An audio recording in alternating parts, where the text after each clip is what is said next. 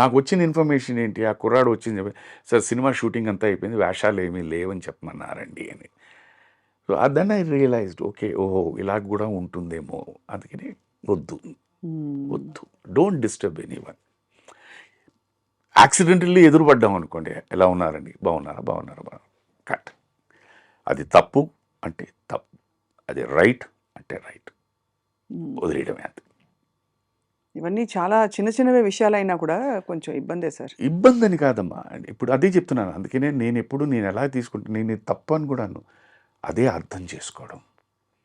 వారికి ఏంటి, day in day out say letters say ఒక 6 నెలలండి, లేకపోతే సంవత్సరం అనండి, లేకపోతే 2 సంవత్సరాలండి, రోజు నాలాగే ఎవరో ఒకళ్ళు వస్తూనే ఉండి ఉంటారు ఆర్టిస్ట్ వేషం కోసం.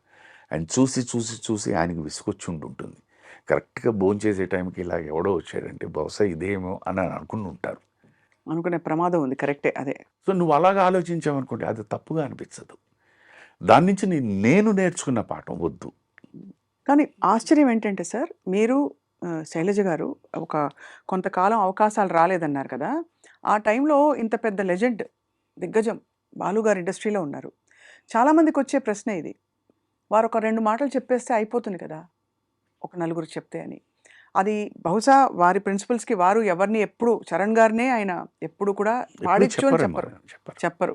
అలాంటిది సార్‌ని తెలిసిన వాళ్ళందరికీ తెలుసు. కానీ ఈ ప్రశ్న రాక మానదు.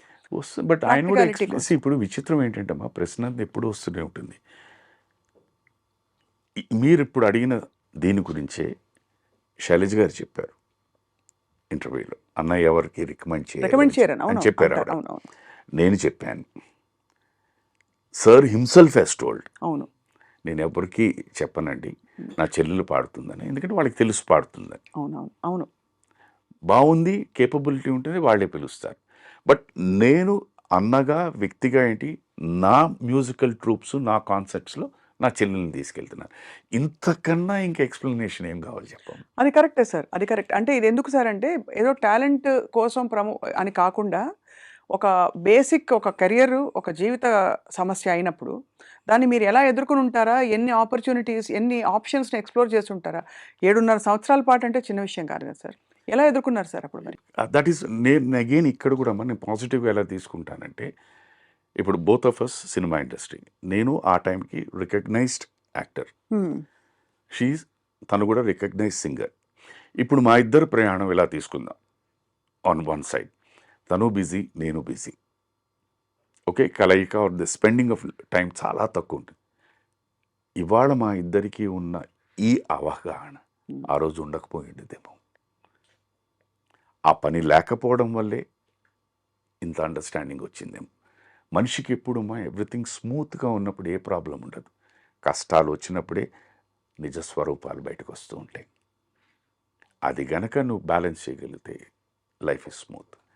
సో బహుశా మా ఇద్దరిని ఈ అండర్స్టాండింగ్ ఇలా ఉండడం కోసమే భగవంతుడు ఇది చేసాడేమో అని నేను అనుకుంటాను. ఇది ఇప్పుడు ఆఫ్టర్ థాట్ సార్. అప్పటి పరిస్థితుల్లో how did you swim through and మీ తర్వాత మీ ద్వారాలు ఎలా తెరుచుకున్నాయి? బేసిక్గా అప్పుడు ఉన్నప్పుడు ఏవో చిన్న చిన్న వస్తువులు ఉంటాయి కొనుక్కున్నవి. సో ఫస్ట్ మన ఇంట్లో ఏం చేస్తాం, ముందు పెట్టేస్తాం, వన్ బై వన్ అది అమ్మేయడమో ఏదో చేస్తాం. That's how I went through. తర్వాత ఏం చేయాలి అని సరే మళ్ళీ నేను I went to Taj Coromandel, మళ్ళీ ఉద్యోగం చేయడానికి అడిగాను, నవ్వారు. నా క్లాస్మేట్స్ వాళ్ళందరూ చిన్న చిన్న బిజినెస్లు చేస్తూ ఉంటారు, వాళ్ళ దగ్గర అడిగాను. అప్పటికి ఎన్ని సినిమాలు అయిపోయాయి మీవి? అంటే నేను ఎన్ని సినిమాలు అయిపోయావు అని పక్కన పెట్టండి, I'm talking about a film called Shiva. దాని తర్వాత జరిగింది. ఎక్కడికి వెళ్ళినా కూడా people will talk about only Shiva. నా క్లాస్మేట్స్ వాళ్ళు ఉన్నారు, వాళ్ళు వచ్చిన నువ్వేం చేస్తావురా అని, డ్రైవింగ్ వచ్చు, పిఆర్ఓ చాఫర్ కమ్ పిఆర్ఓగా చేస్తాను, మీ బిజినెస్లు ఎవరో వస్తుంటారు కదా తీసుకురావడం చూపించడం ఇవి ఏంటి నవ్వేశారు. అది it is not that they didn't want to give me, but వాళ్ళు they felt it a delicate thing అనమాట. అలాంటి తరుణంలో నిజంగా నాకే కాదు, నాలాంటి ఎంతోమందికి ఎన్నోసార్లు చెప్పింది భగవంతుడు టెలివిజన్ అన్నది ఒక వరప్రసాదం కింద పంపించాడు. ఆ వరప్రసాదం ఏంటంటే నా జీవితమే కాదు, నాలాంటి ఎంతోమంది జీవితాల్ని రోడ్డును పడేయకుండా చాలా గుప్తంగా కాపాడేసింది. అందుకని టీవీకి ఎప్పుడూ నేను రుణపడి ఉంటాను. This is a fact. ఓహో ఆహా అని లేకపోయినా అట్లీస్ట్ ఎవరి దగ్గర చేయి జాచకుండా ఎవరిని ఏమీ అడగకుండా ఉన్న దీంట్లో మేము వి లెఫ్ట్. That is thing. ఇది It's a ఫ్యాక్ట్ relief. దీంట్లో. ఎందుకంటే నాకు ఇప్పుడు మీరు ఇందాలు అన్నారు, నేను సార్ దగ్గరికి వెళ్ళి నేను అడగచ్చు. నేను కాకపోయినా ఓకే, నాకేదో నామోషి అనుకుని పక్కన పెడతా, తను అడగచ్చు. సార్కి పరిస్థితి తెలియదు. బట్ ఆయన కూడా పెద్ద మనసుతో నేను ఏమైనా హెల్ప్ చేయనా అని అడిగితే వీళ్ళ మనసులు నొచ్చుకుంటారేమో అని ఆయన అడగలేదు. అడగరు. అవును. మేము కూడా ఎందుకు అని చెప్పి ఆయన పరిస్థితి, ఆయన సంగతి మాకు తెలుసు కనుక వెళ్తే it is very easy. But వద్దు. మా ఇద్దరి భావన ఎలాంటిదంటే, ఒక్కసారి చేయి జాచితే అది అలవాటు, అది జబ్బు, అది disease, like any other disease. అది అలవాటు పడిపోయామనుకోండి, ఇట్స్ వెరీ డేంజరస్. అది నేను ఇప్పుడు చూస్తున్నాను. ఎందుకంటే నా దగ్గరికి ఎంతెంతమంది వస్తారు, ఐ నో.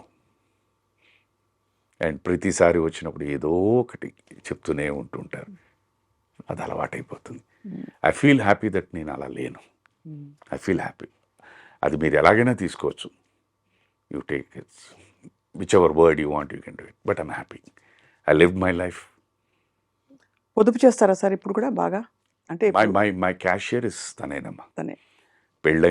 పెళ్ళైన రోజు మన్నాడు నేను పనిచేసిన తాజ్ కోరమండల్ హోటల్కి తీసుకెళ్ళి ఇద్దరం కూర్చొని నేనేమిటి, నా అలవాట్లు ఏమిటి, నా ప్లస్లు ఏమిటి, నా మైనస్లు ఏమిటి అన్నీ చెప్పేశాను.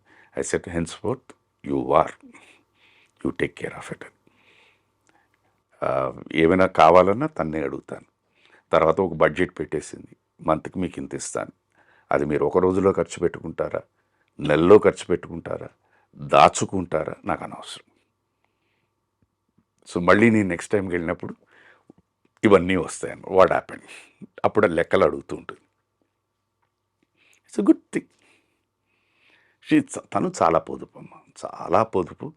చాలా right from the day one. మాకు when we were in a very bad state of అఫైర్స్లో కూడా ₹1 వచ్చిందంటే దాంట్లో ప్రతి ₹6 5 పైసలు బాబుకి, 5 పైసలు ఇంటి ఖర్చులకు, లేకపోతే 5 పైసలు అమ్మ నాన్నకి, వాళ్ళ అమ్మగారికి నాన్నగారికి, 5 పైసలు మా అమ్మగారి నాన్నగారికి, ఒక 5 పైసలు హెల్త్ గురించి, 5 పైసలు దానాలకి, ఇలా అన్నీ సెగ్రిగేట్ చేసి ఇంత మిగిలిందంటే ఈ నెల మనం దీంతోనే బతకాలండి.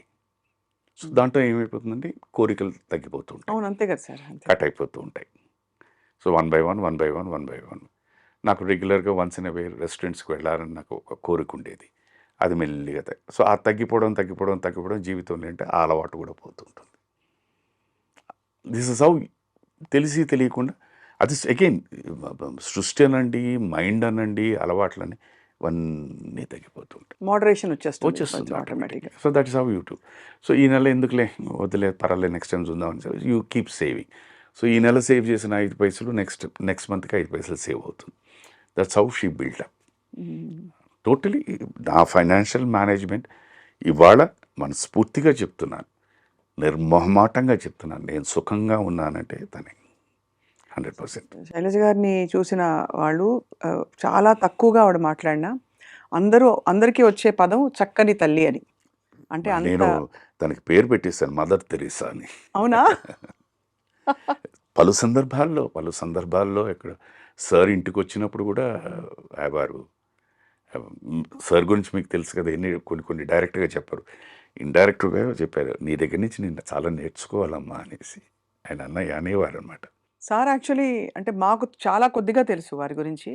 వారు చాలా అంటే ఎనర్జెటిక్ అండ్ ఆల్సో ఇచ్చేస్తారు స్నేహితులకి. మంచి మనసు. అదే నేను ఎప్పుడు చెప్పేదమ్మా, ఆయన సింగింగు, ఆయన యాక్టింగు, ఆయన మ్యూజిక్ డైరెక్షన్, ఆయన యాంకరింగ్, ఇవన్నీ ఒక శిఖరం అంటే వ్యక్తిగా ఆయన ఇంకో శిఖరం అమ్మ. Such a good heart. అది వి మిస్ దట్. మంచి జ్ఞాపకాలు మీకు ఉండుంటాయి కదా సార్. వండర్ఫుల్ అమ్మా. ఆయనతో నేను నేర్చుకున్నది ఏంటంటే, ఎప్పుడూ ఎవరి గురించి చెడుగా మాట్లాడరు. ఎందుకు అని అంటారు అంటే, ప్రతి వ్యక్తిలోని ఏదో బలహీనత ఉంటుంది, ఏదో మంచితనం ఉంటుంది. బలహీనత మనకి ఇది బలహీనత అని తెలిసిన తర్వాత నేర్చుకుని మనం పాటించకుండా ఉండాలి. మంచితనం ఉంటే అది నేర్చుకుని పాటించాలి. అది చూద్దామంటారు ఆయన.